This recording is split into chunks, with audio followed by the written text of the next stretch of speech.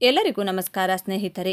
ಜ್ಯೋತಿಷ್ಯದ ಪ್ರಕಾರ 2025 ಜನವರಿ ತಿಂಗಳಲ್ಲಿ ಮೇಷರಾಶಿಯವರ ವೃತ್ತಿ, ವೈಯಕ್ತಿಕ ಆರ್ಥಿಕ ಸ್ಥಿತಿ, ಕೌಟುಂಬಿಕ ಜೀವನ ಹಾಗೂ ಪ್ರೀತಿಯ ಜೀವನ ಹೇಗಿರಲಿದೆ?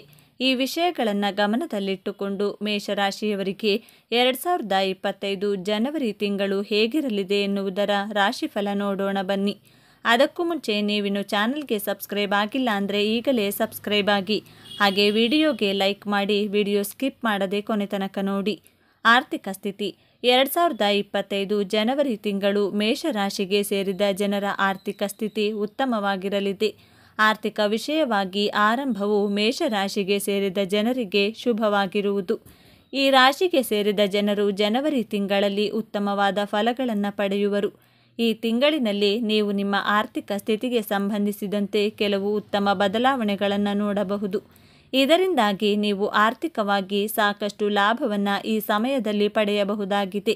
ಈ ಅವಧಿಯಲ್ಲಿ ಮೇಷರಾಶಿಗೆ ಸೇರಿದ ಜನರು ವಿದೇಶದಿಂದ ಹಣವನ್ನು ಪಡೆಯಬಹುದು. ಇದರಿಂದಾಗಿ ನೀವು ಮನೆಯ ಅಗತ್ಯಗಳನ್ನು ಪೂರೈಸುವಿರಿ. 2025ರ ಮೊದಲ 3 ತಿಂಗಳು ನಿಮ್ಮ ಖರ್ಚುಗಳು ಸಾಕಷ್ಟು ಹೆಚ್ಚಾಗುವುದರಿಂದ ನೀವು ಆರ್ಥಿಕವಾಗಿ ಕೆಲ ಸಮಸ್ಯೆಗಳನ್ನು ಎದುರಿಸಬಹುದು. ಆದರೆ ಮೇ ತಿಂಗಳ ನಂತರ ಅದೃಷ್ಟದ ಸಂಪೂರ್ಣ ಬೆಂಬಲವನ್ನು ನೀವು ಪಡೆಯುವುದರಿಂದ ಮೇಷರಾಶಿಗೆ ಸೇರಿದ ಜನರ ಆರ್ಥಿಕ ಜೀವನವು ಸುಧಾರಿಸಲು ಆರಂಭವಾಗುತ್ತದೆ. ನಿಮಗೆ ಆರ್ಥಿಕವಾಗಿ ಸಾಕಷ್ಟು ಉತ್ತಮ ಫಲಗಳು ಲಭಿಸುವುದು.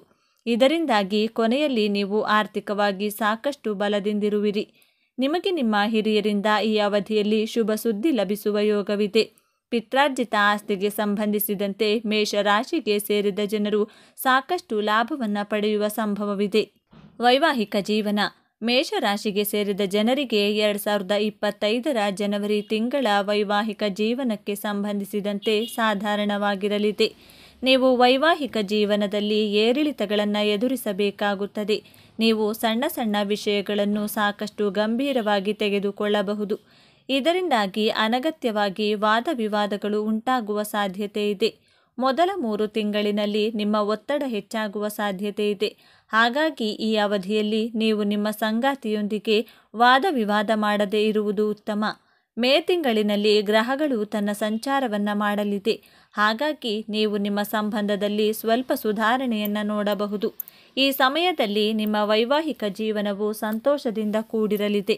ಆಗಸ್ಟ್ ತಿಂಗಳು ನಿಮ್ಮ ವೈವಾಹಿಕ ಜೀವನದ ಪ್ರತಿಯೊಂದು ವಿಷಯಕ್ಕೂ ಉತ್ತಮವಾಗಿರುವುದು. ನೀವು ನಿಮ್ಮ ಸಂಗಾತಿ ಪರಸ್ಪರ ಹೆಚ್ಚು ಆಕರ್ಷಣೆಯನ್ನು ಹೊಂದುವಿರಿ. ಸೆಪ್ಟೆಂಬರ್ ತಿಂಗಳ ನಂತರ ನಿಮ್ಮ ಸಂಗಾತಿಯ ಬೆಂಬಲದೊಂದಿಗೆ ನೀವು ಎಲ್ಲ ರೀತಿಯ ಸಮಸ್ಯೆಗಳಿಗೆ ಪರಿಹಾರವನ್ನು ಕಂಡುಕೊಳ್ಳುವಿರಿ.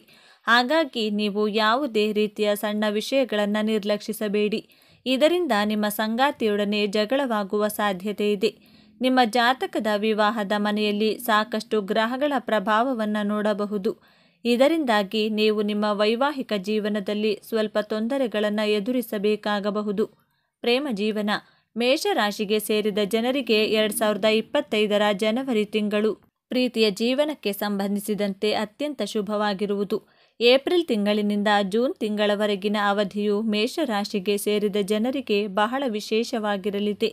ಈ ಅವಧಿಯಲ್ಲಿ ಮೇಷರಾಶಿಗೆ ಸೇರಿದ ಜನರು ವಿಶೇಷ ವ್ಯಕ್ತಿಯನ್ನು ಭೇಟಿಯಾಗುವ ಸಂಭವವಿದೆ.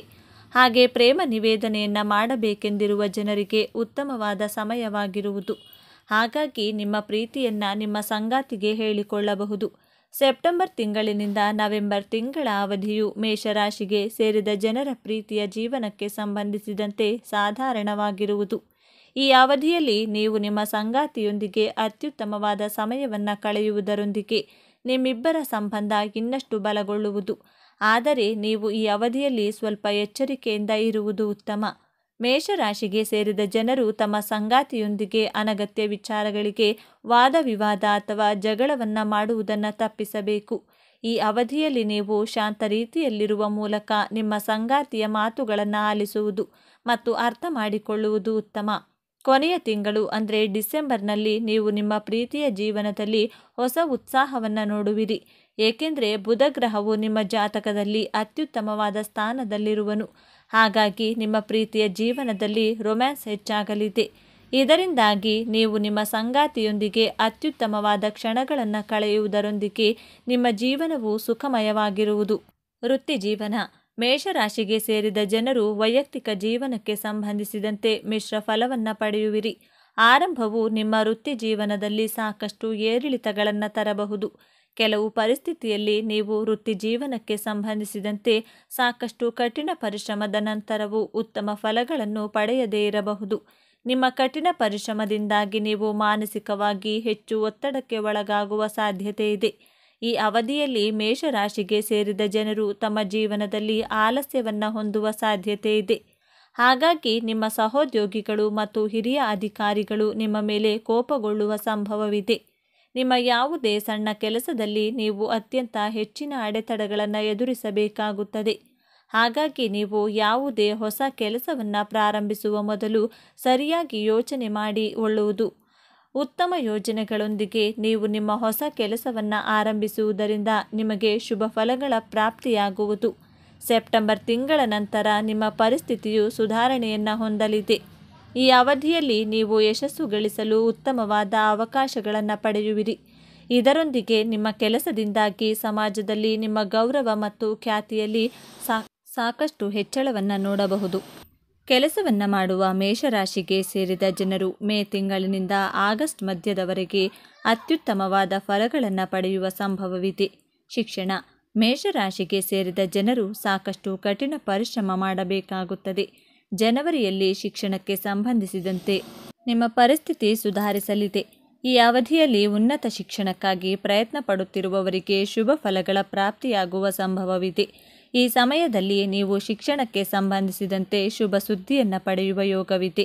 ಈ ಅವಧಿಯಲ್ಲಿ ನೀವು ಉತ್ತಮ ಶೈಕ್ಷಣಿಕ ಸಂಸ್ಥೆಗೆ ಪ್ರವೇಶವನ್ನು ಪಡೆಯಬೇಕೆಂದಿದ್ರೆ ಅಥವಾ ಯಾವುದಾದರೂ ಸ್ಪರ್ಧಾತ್ಮಕ ಪರೀಕ್ಷೆಗಳಿಗೆ ತಯಾರಿ ನಡೆಸುತ್ತಿದ್ದರೆ ನಿಮಗೆ ಯಶಸ್ಸು ದೊರಕುವ ಸಂಭವ ಹೆಚ್ಚಾಗಿದೆ. ಮೇಷರಾಶಿಗೆ ಸೇರಿದ ಜನರು ವಿದೇಶದಲ್ಲಿ ಓದಬೇಕೆಂದು ಪ್ರಯತ್ನವನ್ನು ಪಡುತ್ತಿದ್ದರೆ ಏಪ್ರಿಲ್ ತಿಂಗಳಿನ ನಂತರ ನಿಮಗೆ ಯಶಸ್ಸು ದೊರಕುವ ಸಂಭವ ಹೆಚ್ಚಾಗಿದೆ. ಏಪ್ರಿಲ್ನಿಂದ ಸೆಪ್ಟೆಂಬರ್ ತಿಂಗಳವರೆಗಿನ ಅವಧಿಯಲ್ಲಿ ಮೇಷರಾಶಿಗೆ ಸೇರಿದ ವಿದ್ಯಾರ್ಥಿಗಳಿಗೆ ಸರ್ಕಾರಿ ಉದ್ಯೋಗಕ್ಕೆ ಸಂಬಂಧಿಸಿದಂತೆ ಉತ್ತಮ ಅವಕಾಶಗಳು ದೊರಕುವ ಸಂಭವವಿದೆ. 2025 ಸೆಪ್ಟೆಂಬರ್ ತಿಂಗಳಿನಲ್ಲಿ ನಿಮ್ಮ ಜಾತಕದಲ್ಲಿ ಪ್ರಮುಖವಾದ ಗ್ರಹಗಳು ಉತ್ತಮ ಸ್ಥಾನದಲ್ಲಿರುವುದು. ಹಾಗಾಗಿ ಈ ಅವಧಿಯಲ್ಲಿ ನೀವು ಶಿಕ್ಷಣಕ್ಕೆ ಸಂಬಂಧಿಸಿದಂತೆ ಯಶಸ್ಸು ಪಡೆಯುವ ಸಂಭವವಿದೆ.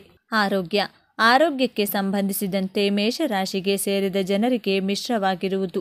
ಏಕೆಂದರೆ ಗ್ರಹಗಳ ಸಂಚಾರದಿಂದಾಗಿ ಈ ರಾಶಿಗೆ ಸೇರಿದ ಜನರಿಗೆ ದೈಹಿಕವಾಗಿ ಕೆಲವು ನೋವುಗಳು ಉಂಟಾಗುವ ಸಾಧ್ಯತೆ ಇದೆ. ಸಣ್ಣ ಪುಟ್ಟ ದೈಹಿಕ ಸಮಸ್ಯೆಗಳಿಂದಾಗಿ ನೀವು ಜೀರ್ಣಕ್ರಿಯೆಗೆ ಸಂಬಂಧಿಸಿದಂತೆ ಕೆಲವು ಸಮಸ್ಯೆಗಳನ್ನು ಎದುರಿಸಬೇಕಾಗಬಹುದು. ಇದರೊಂದಿಗೆ ಮೇ ತಿಂಗಳ ಮಧ್ಯದಿಂದ ಆಗಸ್ಟ್ವರೆಗಿನ ಅವಧಿಯಲ್ಲಿ ನೀವು ಹೊಟ್ಟೆಗೆ ಸಂಬಂಧಿಸಿದ ಸಮಸ್ಯೆಗಳನ್ನು ಎದುರಿಸುವಿರಿ. ಈ ಅವಧಿಯಲ್ಲಿ ನೀವು ಯಾವುದೇ ರೀತಿಯ ಹೊಟ್ಟೆಗೆ ಸಂಬಂಧಿಸಿದ ಸಮಸ್ಯೆಗಳನ್ನು ನಿರ್ಲಕ್ಷಿಸಬೇಡಿ. ಈ ಅವಧಿಯಲ್ಲಿ ನೀವು ಹೊಟ್ಟೆಗೆ ಸಂಬಂಧಿಸಿದಂತೆ ತೊಂದರೆಗಳನ್ನು ಎದುರಿಸುತ್ತಿದ್ದರೆ ನೀವು ವೈದ್ಯರ ಸಲಹೆಯನ್ನು ಪಡೆಯುವುದು ಉತ್ತಮ. ಈ ಸಮಯದಲ್ಲಿ ನಿಮ್ಮ ಆಹಾರದ ಬಗ್ಗೆ ಕಾಳಜಿಯನ್ನು ವಹಿಸಿ ಸಾಕಷ್ಟು ಪೌಷ್ಟಿಕವಾದ ಆಹಾರವನ್ನು ತಿನ್ನಲು ಪ್ರಯತ್ನಿಸಿ ಮತ್ತು ನಿಮ್ಮ ಆರೋಗ್ಯವನ್ನು ಉತ್ತಮವಾಗಿರಿಸಿಕೊಳ್ಳಲು ನೀವು ಜಿಮ್ಗೆ ಸೇರಬಹುದು. ನಿಮ್ಮ ತಂದೆಯ ಆರೋಗ್ಯದ ದೃಷ್ಟಿಯಿಂದ ಉತ್ತಮವಾಗಿರಲಿದೆ. ಈ ಅವಧಿಯಲ್ಲಿ ನಿಮ್ಮ ತಂದೆಯ ಆರೋಗ್ಯ ಸುಧಾರಿಸುವುದು. ನೀವು ನಿಮ್ಮ ಆರೋಗ್ಯದಲ್ಲಿ ಮೊದಲಿಗಿಂತ ಸಾಕಷ್ಟು ಸುಧಾರಣೆಯನ್ನು ಗಮನಿಸುವಿರಿ. ವಿಶೇಷವಾಗಿ ನಿಮ್ಮ ಪ್ರೀತಿ ಪಾತ್ರರ ಆರೋಗ್ಯಕ್ಕೆ ಸಂಬಂಧಿಸಿದಂತೆ ನೀವು ಸಾಕಷ್ಟು ಕಾಳಜಿಯನ್ನು ವಹಿಸುವುದು ಉತ್ತಮ. ಸ್ನೇಹಿತರೆ, ಈ ಮಾಹಿತಿ ನಿಮಗೆ ಇಷ್ಟವಾಗಿದ್ದಲ್ಲಿ ದಯವಿಟ್ಟು ಶೇರ್ ಮಾಡಿ, ಲೈಕ್ ಮಾಡಿ ಮತ್ತು ನಮ್ಮ ಚಾನಲ್ಗೆ ಸಬ್ಸ್ಕ್ರೈಬ್ ಆಗಿ. ಎಲ್ಲರೂ ಭಕ್ತಿಯಿಂದ ಓಂ ಶ್ರೀ ಶನೇಶ್ವರ ನಮಃ ಅಂತ ಕಮೆಂಟ್ ಮಾಡಿ. ಧನ್ಯವಾದಗಳು.